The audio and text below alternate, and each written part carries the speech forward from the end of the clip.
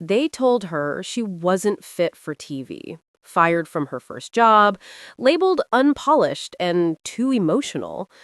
But what they didn't realize was that the very qualities they rejected would one day turn her into one of the most powerful and influential voices the world has ever known.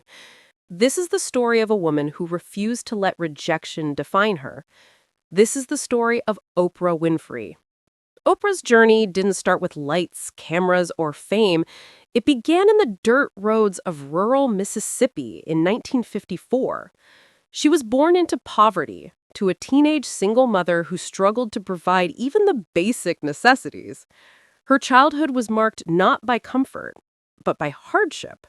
She wore potato sacks as dresses because that was all her family could afford. But even in these humble beginnings, there was something remarkable about her. She had a voice that carried, a presence that commanded attention. At just 3 years old, Oprah was reciting Bible verses in church, captivating the congregation with her energy and clarity. She was nicknamed the preacher, not because she knew all the scriptures, but because of the power in her words. Her voice was her gift, even if the world hadn't realized it yet. But life didn't get easier. Her early years were scarred by trauma and abuse. She faced situations no child should ever face. Instead of breaking her, these experiences forged her resilience. When many would have been silenced, Oprah found refuge in speaking, reading, and imagining. Books became her escape, and stories became her shield. She dreamed of something bigger, even if she couldn't see it yet. As a teenager, Oprah moved to live with her father in Nashville. Her father, Vernon Winfrey, was strict, disciplined, and valued education deeply. Under his guidance, Oprah began to excel academically. She found structure, support, and the opportunity to explore her talents.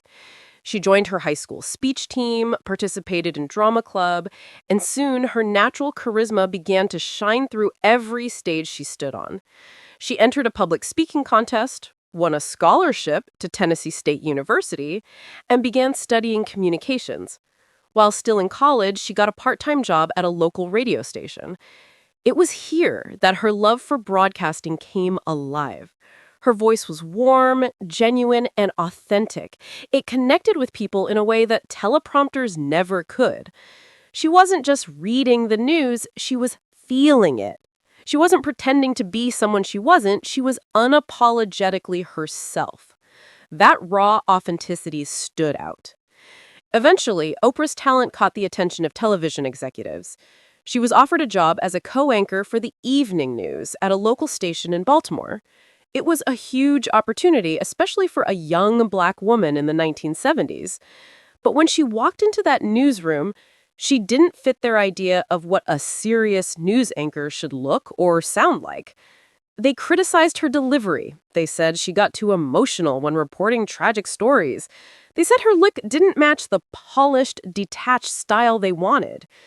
And then they fired her. Imagine that moment. You've worked hard to get your foot in the door. You've fought through poverty, trauma, and endless barriers. And when you finally get a chance, someone tells you, you're not good enough for this.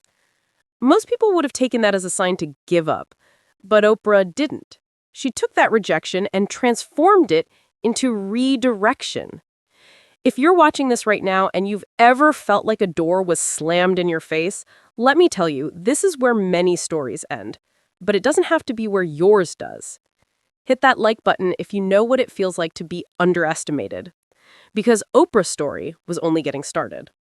After being removed from the news anchor position, Oprah was reassigned to a local daytime talk show called People Are Talking. It wasn't glamorous, it wasn't prestigious. In fact, many saw it as a step down.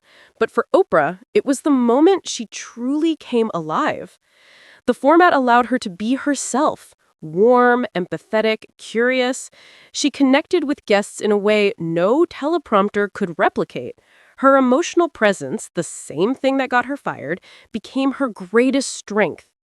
Audiences noticed, ratings skyrocketed. Within months, the show became a local hit, and Oprah became a name people didn't just watch. They trusted. She wasn't acting like a host, she was being human. And that humanity resonated deeply. This was the beginning of her transformation from a rejected newsreader to a rising star. But Oprah wasn't done climbing. Her talent soon caught the attention of producers in Chicago, who were struggling with a low-rated morning talk show called AM Chicago. They brought Oprah in as the new host. She wasn't handed a hit show, she was handed a challenge. But that's exactly where she thrived. When Oprah arrived in Chicago in 1984, she stepped into a city that didn't know her name. She walked into a studio where the cameras were old, the ratings were low, and the energy was flat. The morning talk show she inherited, AM Chicago, was struggling to stay alive. But what the network saw as a last chance, Oprah saw as an opportunity to do what she did best: connect. She didn't try to be like anyone else. She didn't try to copy other hosts. She brought her full, authentic self to the screen. She laughed when something was funny. She cried when something was sad. She asked questions that came from the heart, not from a script. Within months, AM Chicago went from being the lowest-rated morning show to the #1 show in the city. The Oprah effect had arrived. Her authenticity didn't just attract viewers. It created a movement. People saw in her a reflection of themselves, raw, real, and unfiltered. They weren't just watching a talk show. They were witnessing a new kind of storytelling, one that broke barriers and opened hearts. Soon, national television came calling. In 1986, the show was syndicated across the United States and renamed The Oprah Winfrey Show. Oprah wasn't just the host, she was the heartbeat of the program. The first episode aired to enormous success. Millions tuned in, not because the show had celebrities or gimmicks, but because it had Oprah. And that was enough. Every episode was a journey. From lighthearted conversations to deeply emotional confessions, Oprah navigated each moment with empathy, grace, and a fierce sense of humanity. She created a space where people could be vulnerable, where stories that were once hidden in silence could finally be spoken out loud. The ratings soared. The Oprah Winfrey Show became the #1 talk show in America, holding that title for 25 consecutive seasons. But it wasn't just about television. Oprah was building something far bigger than a show. She was building trust, influence, and impact. She launched her own production company, Harpo Productions, becoming the first African-American woman to own and produce her own talk show. She wasn't just in front of the camera. She was behind the scenes, making the decisions. In a world where women, especially Black women, were rarely given control, Oprah took it. And she didn't just succeed, she redefined what success could look like. But her rise wasn't without obstacles. With fame came scrutiny. She faced criticism, controversy, and pressure from every direction. But every time, Oprah stood her ground. She used her platform to address real issues, from racism to trauma, from health to spirituality. She didn't shy away from difficult conversations. She leaned into them. And in doing so, she became more than a talk show host. She became a cultural force. If you're watching this right now, let me ask you, how many times have you held back your true self because you thought the world wouldn't accept it? Oprah's story is proof that your authenticity is your power. If this message hits home, drop a comment below with the word authentic, because being real is what turns rejections into revolutions. Throughout the late 80s and 90s, Oprah's influence grew beyond what anyone could have imagined. She wasn't just interviewing people, she was changing lives. She brought survivors of abuse on her show, giving them a voice when society often silenced them. She encouraged millions to read through her famous book club, turning novels into bestsellers overnight. She inspired countless individuals to believe in their worth, to face their pain, and to heal. She wasn't just a media figure, she was a mentor to millions she'd never even met. Her emotional transparency became her trademark. When she battled her own struggles with weight, she shared them openly with her audience. When she experienced personal victories, she celebrated them with the world. She showed that power and vulnerability can coexist and that imperfection is not a weakness. It's a bridge to connection. As her show reached global audiences, Oprah used her platform for more than entertainment. She championed causes, launched philanthropic efforts, and became a leading voice in social change. In 2007, she opened the Oprah Winfrey Leadership Academy for Girls in South Africa, providing opportunities for young women who, like her younger self, needed someone to believe in them. Her empire expanded into film, publishing, and eventually her own network. But no matter how big she became, her core never changed. She was still that girl who believed in the power of words, the strength of storytelling, and the beauty of authenticity.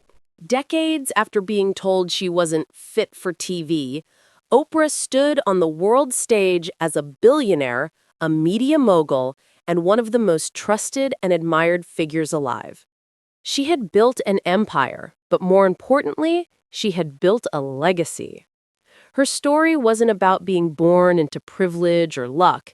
It was about resilience, authenticity, and the relentless refusal to let someone else's definition limit her destiny.